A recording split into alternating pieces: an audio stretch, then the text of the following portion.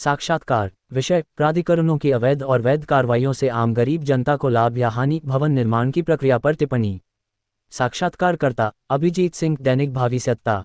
साक्षात्कारदाता नीरज चौधरी, योजक चिन्ह योजक चिन्ह योजक चिन्ह। अभिजीत सिंह, नमस्कार ललित जी, आपका दैनिक भावी सत्ता में स्वागत है। आज हम प्राधिकरणों की अवैध और वैध कार्रवाइयों और उनके प्रभाव पर चर्चा करेंगे, विशेष रूप से भवन निर्माण की प्रक्रिया में। आप इस विषय को किस तरह देखते हैं? नीरज चौधरी, धन्यवाद अभिजीत जी। यह विषय वास्तव में बहुत महत्वपूर्ण है क्योंकि यह आम जनता, विशेषकर गरीब और मध्यम वर्गीय लोगों पर गहरा प्रभाव डालता है। प्राधिकरणों की वैध कार्रवाइयों का उद्देश्य होता है समाज के विकास के लिए उचित योजनाएं बनाना, लेकिन जब ये कार्रवाइयां अवैध रूप ले लेती हैं तो यही योजनाएं आम जनता के लिए नुकसानदायक बन जाती हैं। अभिजीत सिंह, क्या आप इसका कोई ठोस उदाहरण साझा कर सकते हैं? नीरज चौधरी, बिल्कुल। उदाहरण के तौर पर, जब किसी क्षेत्र में भवन निर्माण की अनुमति दी जाती है तो वैध प्रक्रियाओं के तहत नक्शे को पास करवाना और निर्माण मानकों का पालन करना आवश्यक होता है। लेकिन कई बार कुछ अधिकारी रिश्वत लेकर अवैध निर्माण को बढ़ावा देते हैं। इसका नतीजा ये होता है कि उन इलाकों में बुनियादी सुविधाएं जैसे जल निकासी, सड़कों का निर्माण और पर्यावरणीय संतुलन प्रभावित होता है। अभिजीत सिंह, तो क्या आप कहेंगे कि यह केवल अधिकारियों की गलती है? नीरज चौधरी, देखिए, गलती दोनों पक्षों की होती है। एक तरफ भ्रष्ट अधिकारी अवैध कार्यों को बढ़ावा देते हैं तो दूसरी तरफ कुछ लोग भी कानून को दरकिनार कर ऐसे निर्माण कार्य करते हैं। गरीब जनता अक्सर इन जालसाजियों का शिकार हो जाती है क्योंकि वे सस्ते मकानों की तलाश में होते हैं और उन्हें ये अवैध निर्माण ही सस्ते में उपलब्ध कराए जाते हैं। अभिजीत सिंह, और वैध कार्रवाइयों के बारे में आपका क्या विचार है?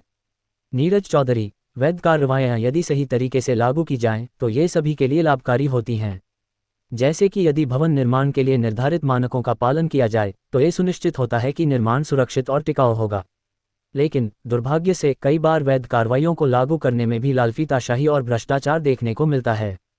अभिजीत सिंह, आम गरीब जनता पर इसका प्रभाव क्या पड़ता है? नीरज चौधरी, गरीब जनता सबसे ज्यादा प्रभावित होती है। अवैध निर्माण के कारण उन्हें ऐसी जगहों पर रहना पड़ता है जहां बुनियादी सुविधाओं की कमी होती है। दूसरी ओर, यदि वैध निर्माण के तहत मकान बनाए जाते हैं तो उनकी कीमत इतनी अधिक होती है कि गरीब लोग इन्हें खरीद नहीं सकते। यह एक बड़ा विरोधाभास है। अभिजीत सिंह, प्राधिकरणों की जिम्मेदारी इस दिशा में क्या होनी चाहिए? नीरज चौधरी, प्राधिकरणों को पारदर्शिता और ईमानदारी से काम करना चाहिए।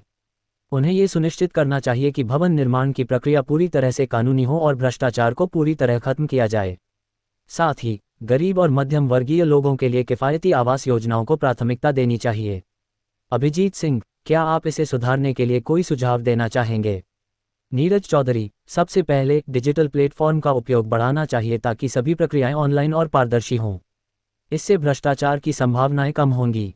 दूसरा, प्राधिकरणों को समय समय पर निर्माण स्थलों की जांच करनी चाहिए। और तीसरा, गरीब वर्ग के लिए विशेष आवास योजनाओं को बढ़ावा देना चाहिए ताकि वे अवैध निर्माण का शिकार न बने। अभिजीत सिंह, क्या आपको लगता है कि आम जनता को भी जागरूक होने की जरूरत है? नीरज चौधरी, बिल्कुल। जनता को ये समझना चाहिए कि अवैध निर्माण उनके लिए लंबे समय में हानिकारक है। उन्हें वैध प्रक्रियाओं का ही पालन करना चाहिए और अगर किसी अधिकारी द्वारा रिश्वत मांगी जाती है तो इसकी शिकायत करनी चाहिए। अभिजीत सिंह, अंत में इस मुद्दे पर आपका कोई संदेश? नीरज चौधरी, मेरा संदेश यह है कि प्राधिकरण और जनता दोनों को अपनी जिम्मेदारियों को समझना होगा। अवैध कार्रवाइयों को रोकना सिर्फ सरकार का काम नहीं है, इसमें आम जनता की भागीदारी भी महत्वपूर्ण है। हमें मिलकर एक ऐसा समाज बनाना होगा जहां हर व्यक्ति के लिए सस्ते और सुरक्षित आवास उपलब्ध हों। अभिजीत सिंह, आपका बहुत बहुत धन्यवाद ललित जी इस विषय पर अपने विचार साझा करने के लिए। नीरज चौधरी, धन्यवाद अभिजीत जी। मुझे उम्मीद है कि इस चर्चा से लोगों को जागरूकता मिलेगी और प्राधिकरणों की प्रक्रियाओं में सुधार होगा। अभिजीत सिंह, ललित जी, आपके विचारों से स्पष्ट है कि समस्या जटिल है लेकिन इसके समाधान भी संभव हैं। क्या आपको लगता है कि सरकारी नीतियों में बदलाव से इस स्थिति में सुधार लाया जा सकता है?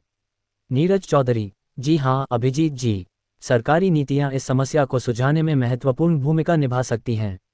उदाहरण के लिए, अगर सरकार अवैध निर्माण पर सख्त कार्रवाई के साथ साथ वैध निर्माण को प्रोत्साहित करने के लिए सब्सिडी या किफ़ायती दरों पर जमीन उपलब्ध कराए तो स्थिति में सुधार हो सकता है। इसके अलावा सरकार को ये सुनिश्चित करना चाहिए कि आवास योजनाएं केवल कागजों पर न रहें बल्कि उन्हें धरातल पर भी लागू किया जाए। अभिजीत सिंह, क्या आपको लगता है कि तकनीकी समाधानों का भी इसमें कोई योगदान हो सकता है? नीरज चौधरी, बिल्कुल। तकनीक इस पूरी प्रक्रिया को अधिक पारदर्शी और प्रभावी बना सकती है। उदाहरण के लिए, नक्शे पास करने, भवन निर्माण की मंजूरी देने और निरीक्षण प्रक्रिया को डिजिटल किया जा सकता है। इससे न केवल प्रक्रिया तेज होगी, बल्कि भ्रष्टाचार की संभावना भी कम होगी।